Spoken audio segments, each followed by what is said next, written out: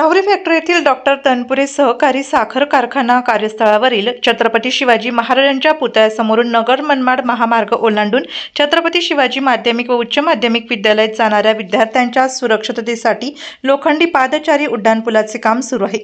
या पुलाचा फायदा शाळेत येणाऱ्या जाणाऱ्या सुमारे 800 विद्यार्थ्यांना होणार आहे। या पुलासाठी गेल्या 5 वर्षांपासून सामाजिक कार्यकर्ते आप्पासाहेब ठूस प्रयत्नशील असल्याचे त्यांनी सांगितले। माजी खासदार डॉक्टर सुजय विखे पाटील यांच्या सहकार्याने पुलाचे काम सुरू झाल्याचा दावा ठूस यांनी केला आहे। दरम्यान या पुलाच्या कामावरून परिसरात श्रेयवादाला सुरुवात झाल्याचा आरोप आप्पासाहेब ठूस यांनी केला आहे। काही व्यक्तींकडून पुलाच्या कामाला विरोध अथवा अडथळा निर्माण करण्याचा प्रयत्न होत असल्याचेही त्यांनी म्हटले आहे। मात्र आरोपाबाबत संबंधित व्यक्तीची अधिकृत बाजू समोर आलेली नाही। ठूस यांच्या म्हणण्यानुसार काही मंडळींनी विधान परिषद सदस्य आमदार प्राजक्त तनपुरे तसेच माजी खासदार डॉक्टर सुजय विखे पाटील यांची भेट घेऊन या ठिकाणी पुलाची आवश्यकता नसल्याचे सांगितल्याचे समजते। दुसरीकडे पुलाचे काम डॉक्टर विखे पाटील आणि आमदार तनपुरे यांच्या सांगण्यावरून थांबले असल्याची चर्चा केली जात असल्याचा आरोपही त्यांनी केला आहे। पुलाचे श्रेय ज्यांना घ्यायचे त्यांनी घ्यावे, मात्र श्रेयवादाच्या राजकारणात विद्यार्थ्यांच्या सुरक्षिततेशी खेळून होऊ नये अशी भूमिका ठूस यांनी मांडली। तसेच पुलासाठी सहकार्य करणाऱ्या लोकप्रतिनिधींची बदनामी केली जात असल्यास ते सहन केले जाणार नाही असा इशाराही त्यांनी दिला।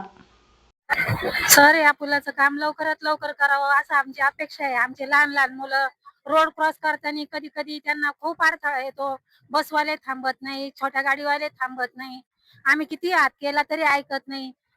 आमची एवढी समस्या दूर करा, त्याच्यामुळे आम्ही तुम्हाला हात जोडून विनंती करतो की एवढ्या पुलाचं काम लवकर करावं अशी आमची अपेक्षा आहे। नगर मनमाड महामार्गावरील डॉक्टर बाबूराव बापूजी तनपुरे सहकारी साखर कारखान्याच्या कार्यस्थळावर असलेल्या छत्रपती शिवाजी महाराजांच्या पुतळ्याच्या समोर माझ्या पाठीमागे आपण पाहत आहात की या ठिकाणी लोखंडी पादचारी पुलांचं या शाळेतील मुलांसाठी रस्ता ओलांडण्याला काम चालू होतं आणि या पुलाला आता श्रेयवादाचं ग्रहण लागलं की काय अशी परिस्थिती या ठिकाणी निर्माण झालेली आहे। गेल्या 5 ते 6 वर्षांपासून नगर दक्षिणचे तत्कालीन खासदार डॉक्टर सुजयदादा विखे पाटील आणि नगर उत्तरचे खासदार लोखंडे साहेब यांच्या सहकार्यातून आम्ही 5 वर्षापासून या ठिकाणी हे उड्डाण पुलासाठी प्रयत्न करत होतो आणि त्याला आता कुठेतरी यश येताना दिसत आहे आणि त्यामुळे आपल्याला या पुलाचं काम चालू झालेलं पाहायला मिळालेलं होतं। परंतु काही दिवसापासून या पुलाचं काम बंद आहे म्हणून आम्ही माहिती घेण्याचा प्रयत्न केला।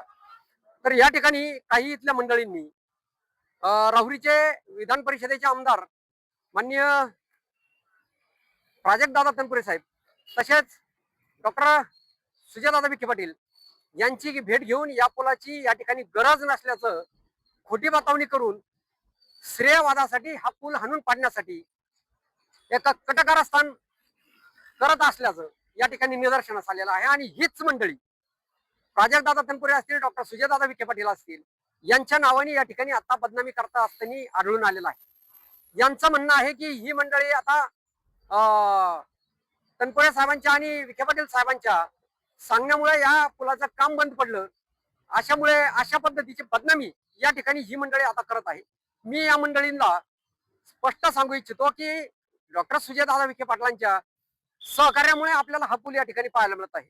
आम्ही 5 वर्षापासून याच्या पाठपुराव्यात आहोत या पुलाच्या आणि प्राजक्तदादा तनपुरे यांची आम्ही या ठिकाणी भेट घेतलेली आहे। त्यांनी अशा कोणत्याही प्रकारची कुणालाही सूचना केलेली नाही की हा पूल बंद व्हावा, पण या ठिकाणी जवळपास 800 विद्यार्थी हा रस्ता ओलांडतात। अपघाताचे प्रमाण भयंकर आहे।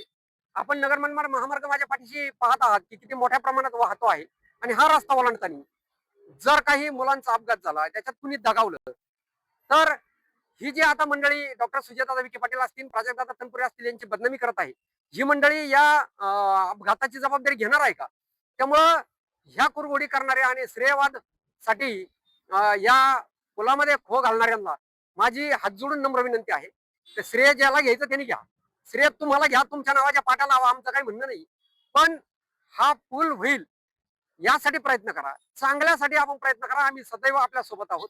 या पुलासाठी जो काही झालेला प्रयत्न असेल त्याचं श्रेय पण तुम्हीच घ्या, पण हा पूल होऊ नये म्हणून आपण कोणताही कटकारस्थान कुटघोडी करू नये आणि विशेषतः डॉक्टर सुजयदादा विखे पाटील आणि प्राजक्तदादा तनपुरे यांची बदनामी या ठिकाणी आम्ही खपवून घेणार नाही, कारण यांच्यामुळे हे पूल होत आहे। आणि त्या पुलाला मला तरी वाटतं की कोणत्याही प्रकारचा अडथळा येणार नाही.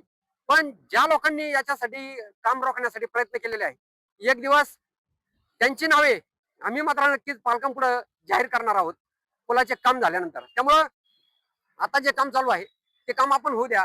आणि आता जे माझ्या पाठीमागे आपल्याला दिसेल की मुलं जे रस्ता क्रॉस करतात तर यांना किती अडचणी या ठिकाणी सामना करावा लागतोय. त्याचबरोबर येण्याच्या आईला पण माझी विनंती आहे की कृपया आपण हे जे काय आता सध्या मुलांची संख्या इथे 800 आहे.